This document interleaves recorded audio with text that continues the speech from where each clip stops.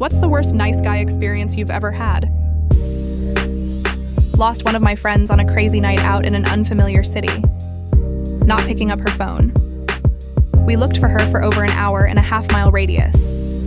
Finally, we got a call from a nice guy from the bar who allegedly saw her wandering alone and had brought her to his apartment, heard her phone blowing up, and called me back.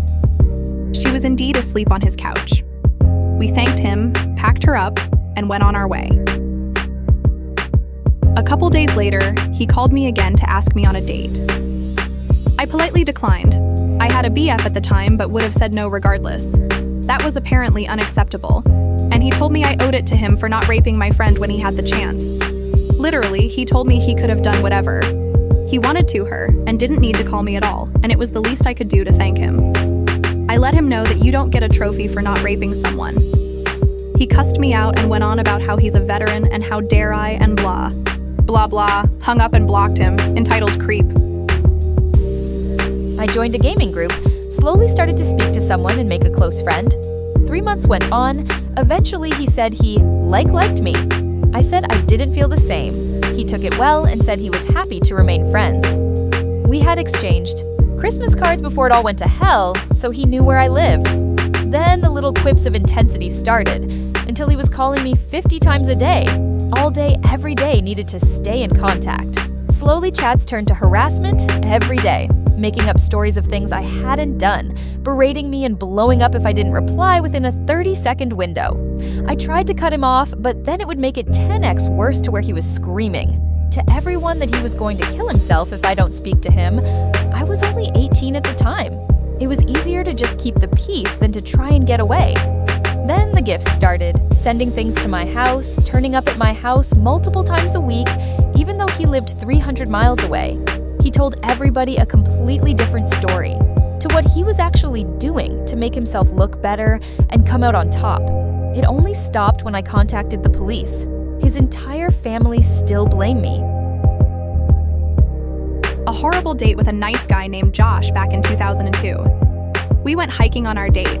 He spent the entire time bragging about how smart he was. Smarter than everyone he's ever known. So smart, he knew not to go to a university because community college is just as good for much less. Everyone who goes to a university is an idiot. Everyone who doesn't do things the exact way Josh does them is a low IQ moron. All of Josh's coworkers are idiots. He was the best Geek Squad employee in history, and Best Buy would fall apart without him. Josh also had a lot of trouble finding a woman because women often have low IQs and can't keep up with his intellect. Women are dumb, not me though. I'm okay. I could not wait to get home and block the guy. Edit. I met him on Yahoo Personals. He came off okay there, and we arranged a date after a short conversation. Yes, we had AIM and Yahoo Messenger back then, and that's where I blocked him. I don't know where Josh is today. I don't care. I don't care what his side of the story is. He was a twat and probably still is. No, I wasn't fat. Josh's attitude and horrible personality are 100% Josh's fault, not mine. I met a guy at work who seemed really cool. We would have cigs together every once in a while for months. I gave him my number, but told him up front I wasn't interested in him in that way. He said that was fine, and he understood. We texted, here and there, made plans to hang out, but we both couldn't make it the few times we did. Randomly, one day he was drunk and texting me flirty things, which I just kinda ignored. Following that day, he apologized, and I said it was okay, and just reiterated I wasn't looking for anything like that. He continued to text me, non-stop, repeatedly, asking why I wasn't responding and why I gave him my number if I didn't. Want him? Because he clearly wanted me, and that's why he gave me his number, which I must have known.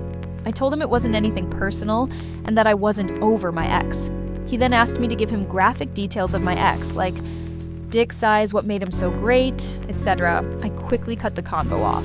Later, he started doing the same things to me, saying, I'm just like every other woman, damaged goods, who blame all men for the actions of their ex. It became scary, and I blocked him. Over a year later, he reached out to me from a burner FB account telling me he now has a DUI.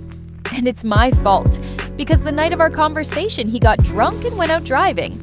I responded saying, please don't talk to me. He wrote back saying, remind me again why you don't like me. because I'm creepy? And R, nice guy, his words verbatim. He's a disturbing individual. I used to daily drive a heavily modified high HP turbo car. One day the turbo decided to eat itself. No worries. It was on the top in front of the engine, so easy to access. Guy was a friend, and only a friend of mine, or so I thought, and offered to help. This is important. He offered. I never asked. So he comes by, helps take the turbo out. We hang out, shoot the shit, drink a beer or a few, finish up the removal, and he goes on his way. I then send the turbo back for warranty. Turbo comes back maybe a month later. In the meantime, I had just met FH, who happened to be a professional mechanic. When I mentioned I couldn't hang out with him on a weekend day, he asked why, so I explained. He offered to come help with install. I said thank you, and that was that. He came over, helped with install. We grabbed some food after, and then he went home. So eventually, Guy asks when we are reinstalling the turbo, and I told him it was already done. He got a little weird, but apparently I missed the whole thing. Then he started digging. Like I wasn't capable of doing the job myself. I am. He eventually kept asking who helped me with the install. I told him FH. His reply? Well, I bet he at least got laid for his hard work. I guess eventually he did, since we've been together for almost 18 years, but not because he helped me do something I could do myself.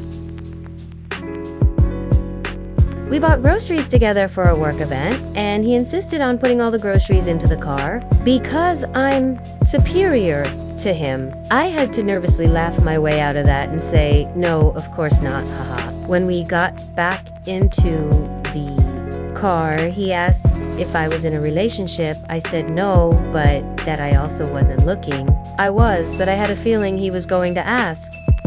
He said, not even with me. I said, haha, no, not with anyone, sorry. He said I was being really rude by not even accepting a date. When we got back to work, he complained to everyone that I made him do all the shopping and that I then started name-calling in the car. He also said I wouldn't stop asking him on a date since everyone saw him bring the groceries back in because he had strongly insisted. At least that part looked true, and I was so scared because I didn't know how to sort the whole thing out. Luckily, the camera in the car had audio edit. I really appreciate all the advice, but this was a few years ago and has been resolved. He was fired soon after for apparently something else. Haven't had any because I'm a man, but I've heard various horror stories from friends.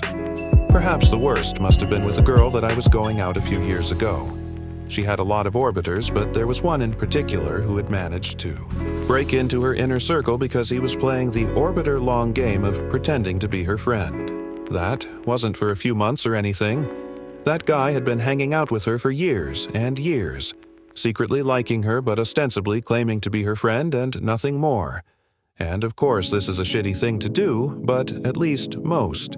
Such people never actually muster up the courage to ever say anything. So, for all intents and purposes, they sort of are friends. But this one was determined to find the perfect time to strike. The perfect opportunity to confess his feelings so that she would also reciprocate. Did he choose to take her out on a wonderful day of activities and reminiscing about their good times together and their compatibility as people before shooting his shot? No. Did he get her a nice thoughtful gift before spilling the beans because he couldn't hold it in anymore? No. Did he straight up just tell her and ask her feelings because at the end of the day, pretending to be someone's friend when you have ulterior motives is a shitty thing to do and better come clean late than never? No. He chose to confess his feelings a few days after her dad passed away from cancer because in his mind, her being vulnerable increased his chances. Yet another mark of a shitty person. Of course, it goes without saying that this same dude always shit-talked any prospective boyfriend she might have met and constantly undermined any actual boyfriend she had until she broke up. Shitty, spineless behavior. For more videos like this, don't forget to like and subscribe.